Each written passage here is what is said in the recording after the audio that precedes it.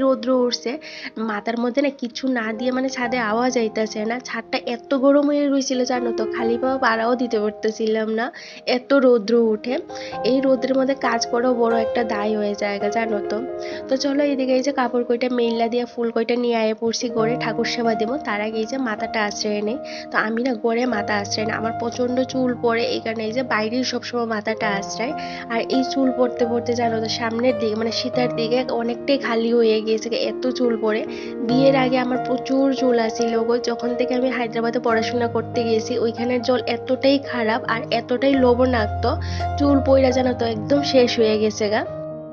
আর এখন দেখতেছি একটু বেশি না শীতাটা ফাঁকা ফাঁকা লাগতেছে, তো ভাবতেছি একটু হেয়ার কেয়ারও করতে লাগবো, অনেকদিন হচ্ছে হেয়ার কেয়ার করাও না।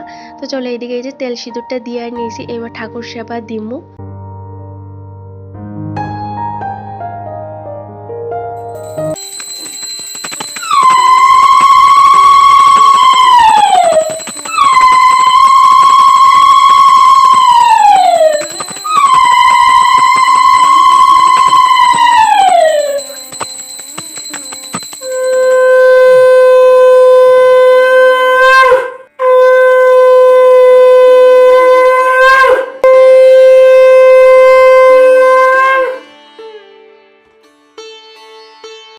এইদিকে আমি ঠাকুর সেবা দিয়ে সোজা হয়ে পড়ছি এই যে রান্নাঘরে, এবার রান্নাটা বুয়াই দিব।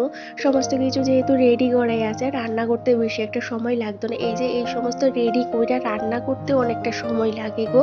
তো রেডি কইরা রেখে দিলে রান্না করতে সময় লাগে না। আর একা হাতের কাজ বুঝতেই তো পারো, কোন দিকে যাবো কোন দিকে না, যেদিকে আমি যাবো সেই দিকেই হইব।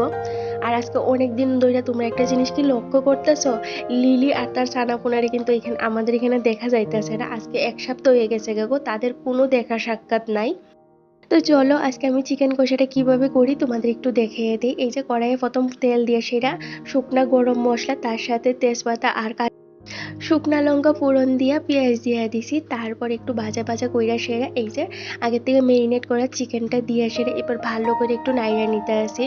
এই প্রথমের দিকে দেখবে আস্তে আস্তে করে কিন্তু নিচে লাগা শুরু হয়ে যাবে, যেহেতু সব কিছু দিয়ে মেরিনেট করা থাকে জল উঠে, তো একটু প্রথম দিকে একটু ভালো করে নাইড়া দিলে দেখবা চিকেনটা কিন্তু আর নিচের দিকে লাগে না।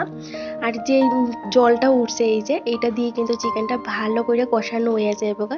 তো এদিকে ভাতও হয়ে গেছে, ডালটাও সিদ্ধ। দিকে রান্না বয়ে আইছি, চিকেন কষাটা বইলাম আর ডালটাও সিদ্ধ হয়ে গেছে গা। আর ভাতটা না স্নান করে আইসি ভাতটা বয়ে দিছিলাম, তো ভাতটা হয়ে গেছে গা। আর একটু শুধু স্টিম হইলে হয়ে যাবো গা। তো আর মাছটা রয়েছে যেটা টানায় সেটা রাখবো, আর একটা মাছ ভাজা করবো, ফনা মাছ। তো আজকে আর অন্য কিছু ভাজা করতাম না, ভাবতেছি মাছ একটু ভাজা করে লাই। তো